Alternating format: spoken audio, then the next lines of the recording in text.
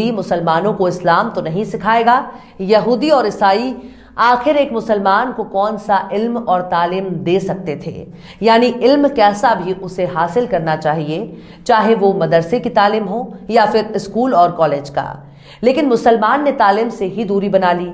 आज मुसलमान भारत में सबसे जाहिल कौम है। इल्म और तालीम से दूरी बनाने की वजह से मुसलमान दूसरी भाषाओं से भी अनजान है। भारत के मुसलमान आज भी कुरान से बहुत दूर हैं। कुरान अरबी भाषा में है। 1400 साल से लेकर आज तक रोजा, नमाज, खुतबा सब अरबी भाषा में होता है। मुसलमानों के लिए अरबी भाषा ही एक सबसे बड़ी समस्या है, क्योंकि अरबी भारतीय मुसलमानों की मातृभाषा नहीं है। भारतीय मुसलमानों की भाषा हिंदी, उर्दू, भोजपुरी, मराठी, तमिल, तेलुगु, मलयाली, कन्नड़, बंगाली है। इसलिए स्थानीय और क्षेत्रीय भाषा ही मुसलमानों की मातृभाषा है। ऐसे में उनके लिए अरबी भाषा अपने आप में ही बहुत पराया है। मुसलमान अपनी क्षत्रिय और मातृभाषा से बहुत प्यार करता है, इसलिए मुसलमानों ने अरबी का व्याकरण सीखकर कुरान पढ़ना तो सीख लेता है, लेकिन कुरान में क्या लिखा है और कुरान में अल्लाह क्या कहता है, इस बात से मुसलमान बिल्कुल अनजान है। यानी मुसलमान अगर हाफिजे कुरान भी हो जाए तब भी उसने केवल कुरान को रट लिया है, लेकिन कुरान के एक एक शब्द का अर्थ खुद उन मौलानाओं और इमामों को नहीं पता जो नमाज और कुरान पढ़ाते हैं। 19वीं सदी में सबसे पहले कुरान का ट्रांसलेशन और अरबी भाषाओं में किया जाने लगा। तब जाकर पढ़े लिखे मुसलमानों में थोड़ी बहुत इस्लाम और कुरान की समझ पैदा हुई। इससे पहले मौली साहब जो कह दें उसी को सच मान लिया जाता था, और मौली साहब जैसों ने ही मुसलमानों को कुरान पढ़ाकर भी कुरान से दूर कर दिया, और आज भी मुसलमानों को नए दौर के एजुकेशन सिस्टम से दूर रहे हैं। लेकिन आज भी हर मुसलमान कुरान को पढ़ना नहीं जानता, क्योंकि अरबी उनके लिए एक अनजान भाषा है। मुसलमानों में कुरान और अरबी की समझ रखने वालों को आलिम कहा जाता है। ये लोग मुफ्ती, कारी, अल्लामा जैसे नामों से पहचाने जाते हैं। बहुत ही कम ऐसे मुसलमान हैं जो खुद को मुसलमान समझते हैं, वरना ज्यादातर लोग शिक्षा के अभाव में मुसलमान होने से ज्यादा खुद को सैयद, मुगल, शेख, पठान, अफगान कहने में ज्यादा गर्व महसूस करते हैं।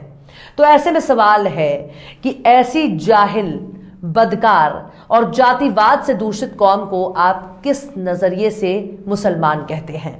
जातिवाद के अलावा भी भारतीय मुसलमानों में एक और बीमारी ने बहुत ही तेजी से पांव पसार लिए हैं, और उसका नाम है फिरका परस्ती।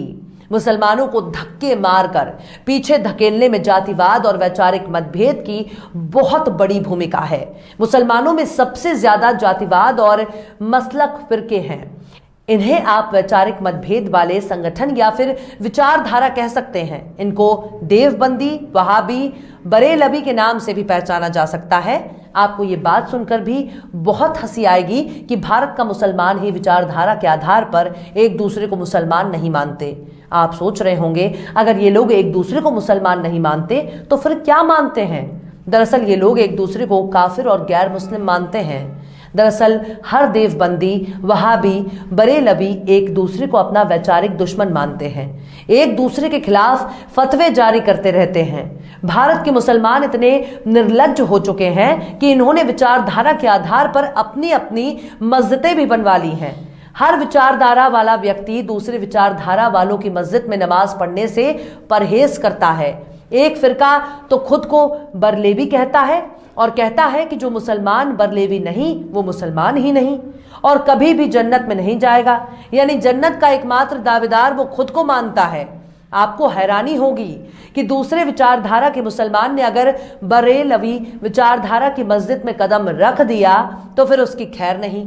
अगर वो बच गया तो शायद ही उसकी हड्डी पसली और इज्जत सलामत रहे। एक बात और, जिंदा रहते हुए भी हर मुसलमान दूसरे मुसलमान को काफिर और बद अकीदा मानता है, और अगर कभी मर गया तो उसका अंतिम संस्कार कोई दूसरे विचारधारा के व्यक्ति नहीं कर सकता। यानी पैगंबर का इस्लाम कुछ और है, लेकिन भारतीय मुसलमानों का इस्लाम कुछ और। इस बात को कहने में कोई गुरेज नहीं होना चाहिए कि पैगंबर हजरत मोहम्मद के इस्लाम और भारत के इस्लाम में जमीन आसमान का फर्क है। पैगंबर और कुरान को ठीक उल्टा काम भारतीय मुसलमान करते हैं। दुनिया के बाकी देशों में पढ़े लिखे लोग इस्लाम को पढ़कर और समझकर इस्लाम अपनाते हैं, जबकि भारत में मुसलमान बनने से पहले यह भी खुद को ही तय करना होता है कि वो कौन सा मुसलमान बनेगा। मतलब कि देवबंदी बनेगा, बरेलवी बनेगा, अहले हदीस वहाबी बनेगा। वो यानी मुसलमान सब कुछ बन जाएगा लेकिन मुसलमान नहीं बनेगा। भारत में मुसलमान बनने के लिए नाम भी बदलना होता है, यानी अगर कोई मुसलमान बनता है तो उसे अपना नाम बदलकर उर्दू नाम रखना होगा। यानी इस्लाम कहता है कि धर्म बदलने के लिए अकीदा बदलो, लेकिन भारत का मुसलमान कहता है अपना नाम भी बदलो। यानी अनिल, महेश, पूजा, मनीषा अगर को मुसलमान बनना है तो उनको अपना नाम भी बदलना होगा। इसलिए भारत का मुसलमान बहुत कंफ्यूज है। इनके कुछ उलेमाओं को अगर छोड़ दिया जाए तो ज्यादातर एक दूसरे को नफरत की निगाह से देखते हैं, यहां तक कि एक दूसरे का पानी भी नहीं पी सकते। हर फिरका दूसरे फिरके वाले से सलाम भी नहीं कर सकता क्योंकि इसे गुनाह माना जाएगा। इनके कुछ उलेमा तो अक्सर पैगंबर मोहम्मद की शान में गुस्ताखी भी कर चुके हैं। आप चाहें तो इसकी तस्दीक खुद भी कर सकते हैं। ये लोग इतने अंधे हो चुके हैं कि वो मुसलमानों को ही मुसलमान नहीं मानते बल्कि उन्हें काफिर कहते हैं।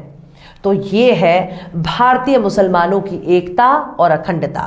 भारत में ज्यादातर आबादी ग्रामीण है जो आपस में फिरका परस्ती और मसलक के आधार पर बटे हुए हैं, तो वहीं दूसरी तरफ जातिवाद इनकी नसों में कूट कूट कर भरा है।